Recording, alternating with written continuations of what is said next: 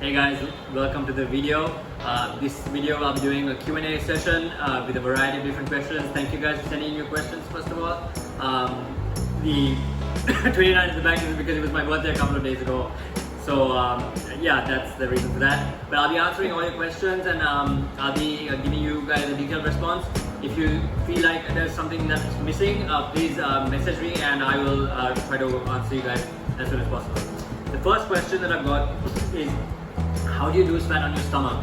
So this is an interesting question and one that I get asked quite frequently.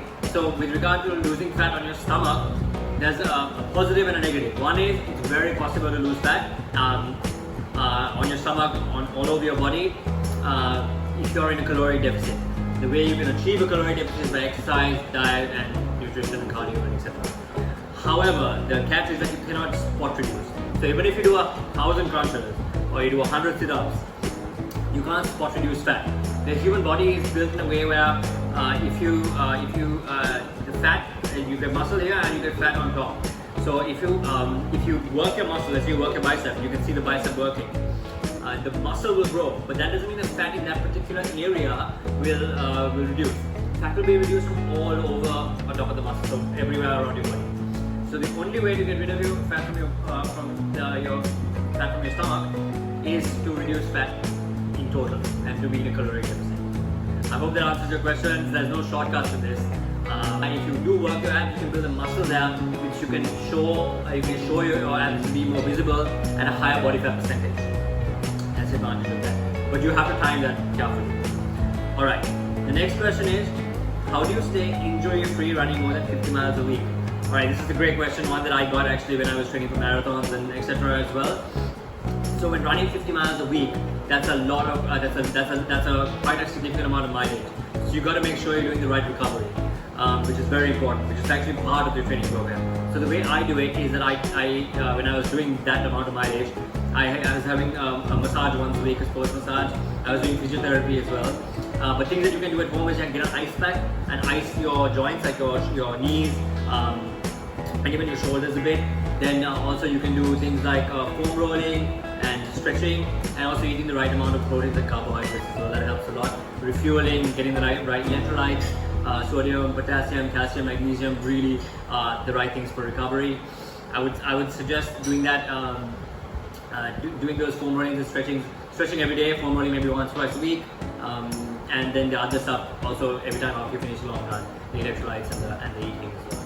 So that could really help with that. The next question is, how do you increase running pace? A running question.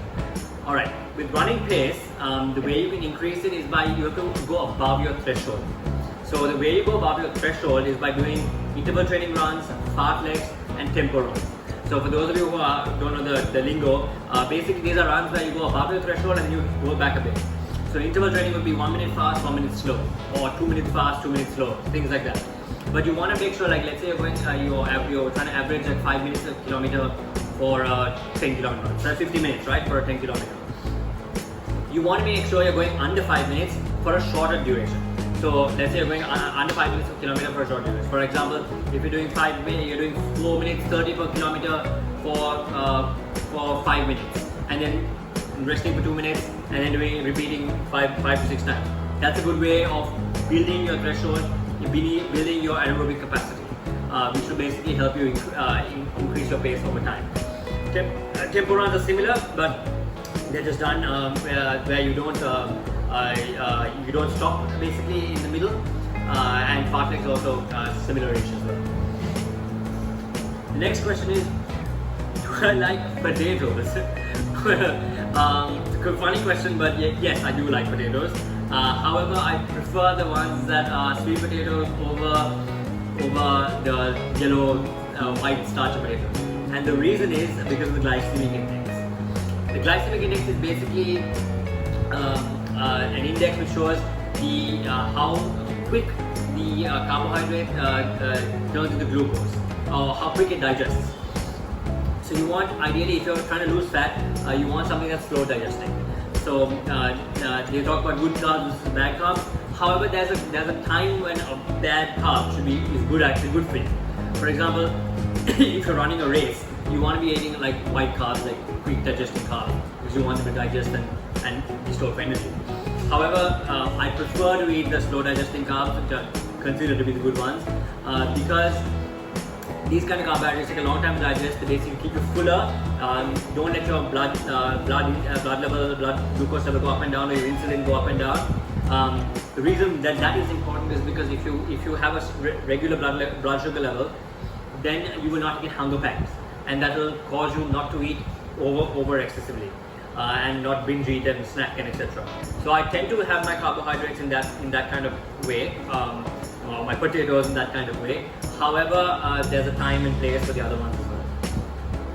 The other question I got is, what is the best kind of diet? Okay, another nutrition question. Alright, so I don't believe in having a diet per se. I think that having a healthy nutrition plan or a program is actually better for you long term. So, for example, if some people have said that the ketogenic diet works, or the low carb diet works, or the paleo diet, or there are so many diets out there. However, if you find something that works for you and that you can stick to long term, that is the best diet for you. For me, I eat 5 small meals a day, and I've been doing that for years, and that's been helping me a lot. And I don't cut out anything. I just have low sugar, fat, and sodium. That doesn't mean I don't take it. I do take it, but I just moderate it. So if you find something that works for you, ketogenic is a diet with high in fat, moderately high in protein, and no carb. Atkins diet is 0 carb. Paleo diet is basically fruits, nuts, vegetables, very low carb. And then there's the one thing for sure is you got to keep your protein level constant. You got if you're trying to build muscle and trying to lose fat, you want to have your protein level at least 1 gram of protein per pound of body weight.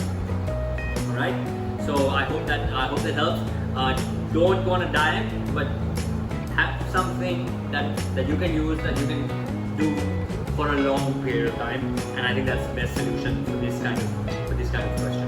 Because if you do that, then you can do something that's consistent, and you're not on a diet. You're just living your life and you're just eating healthy, and that's going to be the best thing you do. Right. The other question I have is, how do I train for a marathon? Okay, so marathon training can be broken down into like 3 or 4 phases. So the first phase is where you build a base. So you want to build a base, you want to be able to know that you can actually finish the distance. And the way that the phase training works is that you build a base, then you do your anaerobic training, then you do your tapering, and then you do your run basically. This is very simplistic, this is far more complicated. But basically the graph for a marathon goes like this. You go up, you build a base, build your capacity, then you go down, and then basically you taper down, and then on the day of the race you go high. So when you're running a marathon, you actually don't do the full marathon before the race. You go to up to about 36 kilometers in a 42.2 kilometer run.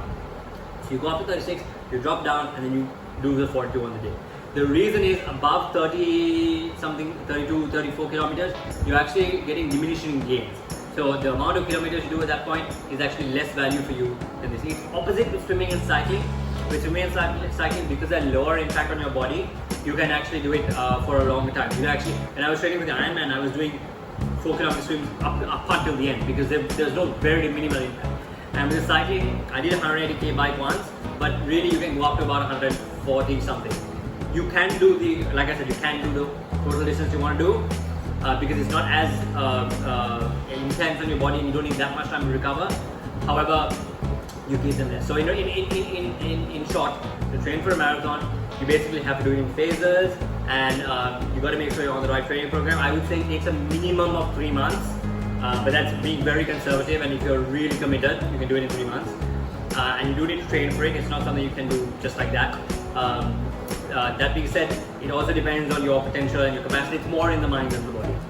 All right, I hope that helps. The final question I have is, how do you train abs?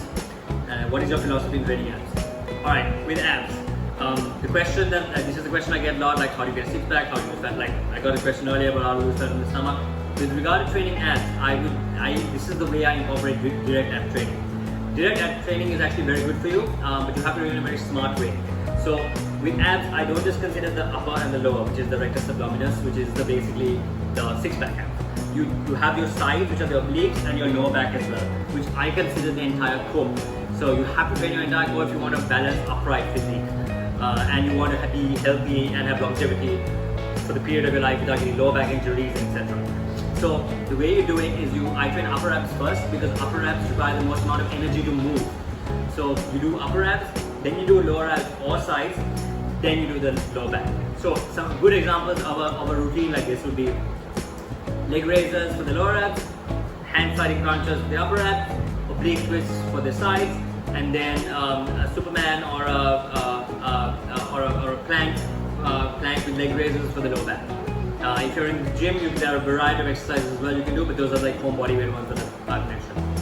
So like I said, it's all dependent on like how you want to vary the exercises, but I would stick to that order because that'll give you the most bang for your buck. Okay guys, I've come to the end of this video. I really hope these things have helped you and I've been able to answer all your questions. If you like this video, I really hope you can hit the like button and subscribe by clicking on the icon below. I'd really appreciate it and catch you guys in the next one. Take care. Bye.